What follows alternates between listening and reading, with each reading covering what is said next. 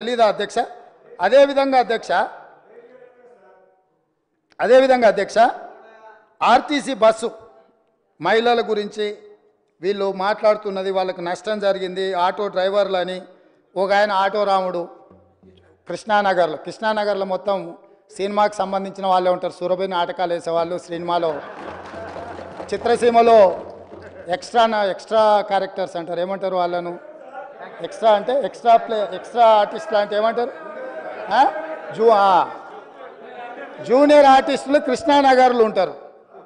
టీఆర్ఎస్లో ఒక junior artist ఆడేదో సమావేశానికి పోయిండంట, ఆడ ఆటో కనిపించిందంట, ఆటో ఎక్కి ఆటో రాముడు ఆఫీస్కి పోయిండంట.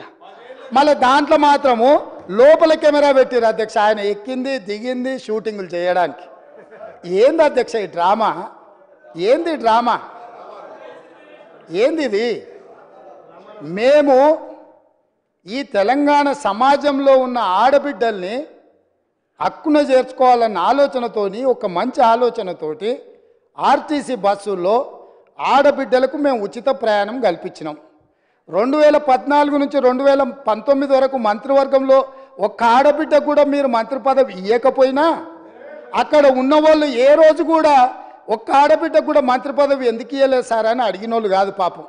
ఎందుకంటే అడిగేంత సాహసం చేస్తే వాళ్ళకు ఆ ఉండే ఉద్యోగం కూడా ఉండదన్న సంగతి వాళ్ళకి తెలుసు. కాబట్టి వాళ్ళు మంత్రి పదవులు ఇవ్వకపోయినా కోట్లాది మంది ఆడబిడ్డలకు మా పొన్నం ప్రభాకర్ గారు మేము మొదలుపెట్టిన బస్సు ప్రయాణాన్ని టోటల్గా ఆడబిడ్డలందరికీ కూడా చెప్పి ఉచితంగా బస్సు ప్రయాణం ఇస్తే దాదాపుగా అధ్యక్ష ఇప్పటి వరకు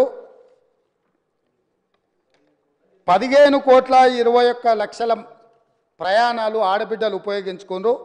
535.52 కోట్ల రూపాయలు ఇప్పటివరకు ప్రభుత్వం ఆడబిడ్డల కోసం ఖర్చు పెట్టింది అధ్యక్ష. ఒక మంచి పని చేసినప్పుడు అభినందించడానికి నోరు రాకపోయినా ఆ నిర్ణయాన్ని వ్యతిరేకించుకుంటూ నిరసన తెలుపుతూ ఒక ఆటోని తీసుకొచ్చి అక్కడ తగలబెట్టింది అధ్యక్ష. కిరాయి పైసలే వెళ్తలేవు, సంసారం నడుస్తలేదన్న ఆటో డ్రైవరు ఆటో తగలబెట్టిందంటే ఆటో తగలబెట్టడానికి ఎన్ని పైసలు కావాలి అధ్యక్ష? ఆటో రౌండ్ ఆటోలో ఎక్కి తిరిగిందంట, ఆయనకు ఇంకొక ఆయనకు ఆటో ఖర్చులు వెళ్ళలేదంట, ఆయన తీసుకొచ్చి ఆటో తగలబెట్టిందంట. ఏంది అధ్యక్ష ఇది? అసలు ఇది ఏమైనా తెలంగాణ సమాజానికి మనం ఏం సందేశం ఇవ్వదలుచుకున్నాము? ఇంకొక నటుడేమో 100 రూపాయలు పెట్టి పెట్రోల్ కొనుక్కుంటాడు, కానీ 10 పైసలు పెట్టి అగ్గిపెట్ట కొనుక్కోడు, అగ్గిపుల్ల దొరకదు. మనం కవులకు కళాకారులకు తెలంగాణ నిలయమని మనందరికీ తెలుసు అధ్యక్ష. కానీ నటులకు కూడా కొదవ లేకుండా పోయింది. ఒక్క నటుని కూడా మెతుకుతే ఇద్దరిద్దరు నటులు దొరుకుతారు అధ్యక్ష. ఈ ప్రభుత్వం నడుపుతున్న విధానాన్ని చూడలేక. కాబట్టి ఇవాళ నేను ఒకటే సూచన చేస్తున్నా, అక్కడ ఉండే మా సోదరిమణులకు మా సోదరులకు ఒక మంచి నిర్ణయం తీసుకున్నాం మన ఆడబిడ్డల కోసము. దానివల్ల ఆదాయం కూడా పెరిగింది. నేను మీకు లెక్కలు చెప్పదలుచుకున్న ఎండోమెంట్స్ దేవాలయాలు సందర్శనలకు పోయి రాష్ట్రం యొక్క ఇన్కము ఏ విధంగా పెరిగిందో కూడా మన వాళ్ళకి నేను లెక్కలు చెప్పదలుచుకున్నా అధ్యక్ష. ఆడబిడ్డలు బస్సు ప్రయాణాన్ని ఉపయోగించుకొని ఎక్కువ దైవ దర్శనాలు చేసుకోవడం వల్ల దేవాదాయ శాఖ యొక్క ఆదాయము నవంబర్లో, అంటే ఉచిత బస్సు ప్రయాణం లేనప్పుడు దేవాదాయ శాఖ ఆదాయము 49.28 కోట్ల అధ్యక్ష. అదేవిధంగా డిసెంబర్లో మేము ఉచిత బస్సు ప్రయాణం మొదలుపెట్టినాక ఆడబిడ్డల కుటుంబ సభ్యులతోని యాదగిరిగుట్టనో లేకపోతే జోగులాంబనో లేకపోతే ఇతర దేవాలయాలు భద్రాచలంలో రాములవారినో ఇట్లా వివిధ దేవాలయాలను సందర్శించుకోవడం వల్ల డిసెంబర్ నెల ఆదాయము 93.24 కోట్ల రూపాయల అధ్యక్ష. జనవరి ఆదాయము 68.69 కోట్ల అధ్యక్ష. అంటే ఈరోజు ఆడబిడ్డలకు బస్సులో ఉచిత ప్రయాణం కల్పించడం వల్ల ఆడబిడ్డలు చాలా కాలం నుంచి కుటుంబ సభ్యులతో దైవ దర్శనం చేసుకోవాలన్న ఆలోచన ఉండి అవకాశం రాక ఆర్థిక పరిస్థితి అనుకూలించక ఇవాళ మా ప్రభుత్వము ఆడబిడ్డలకు ఉచిత బస్సు రవాణా సౌకర్యాన్ని కల్పిస్తే దైవ దర్శనం వల్ల దేవాదాయ శాఖకు ఆదాయం పెరిగింది అధ్యక్ష. ఇది ఒక మంచి శుభసూచకం. దీన్నైనా వారు అభినందిస్తే బాగుంటుందని నేను అనుకున్నా, వారు అభినందించలేకపోయారు అధ్యక్ష. అదేవిధంగా అధ్యక్ష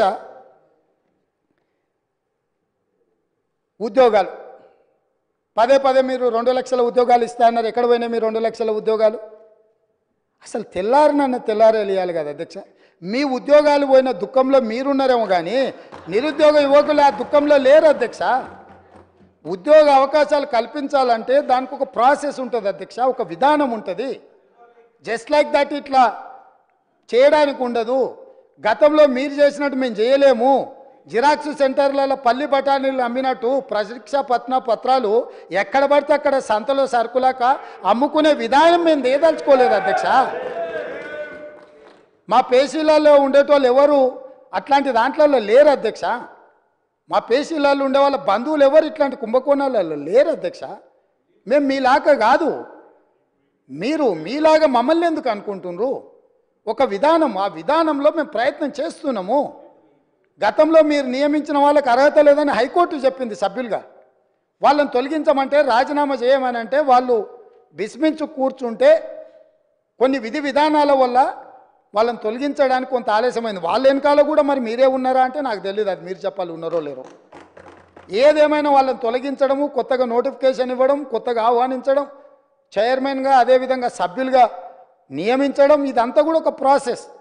ఇదే కాకుండా గతంలో ఇచ్చిన నోటిఫికేషన్లకు కూడా ఎంతసేపు మీ ఉద్యోగాలను రెన్యువల్ చేసుకోవాలన్న ఆలోచనలో పడి ఆ తాపత్రయంలో మీరు వాళ్ళ ఉద్యోగ నియామకాలు చేపట్టకపోవడం వల్ల వైద్య ఆరోగ్య శాఖలో మీరు నియామకాలు చేపట్టకుండా వదిలేస్తే మేము వచ్చే ఆ సమస్యలు పరిష్కరించి పెద్దలు దామోదర్ రాజనరసింహ గారు మొట్టమొదట ఆ కార్యక్రమాన్ని చేపట్టి 6,956 స్టాఫ్ నర్సు ఉద్యోగాలు ఎల్బీ స్టేడియంలో నియామక పత్రాలు వాళ్ళకి అందజేసినాం అధ్యక్ష.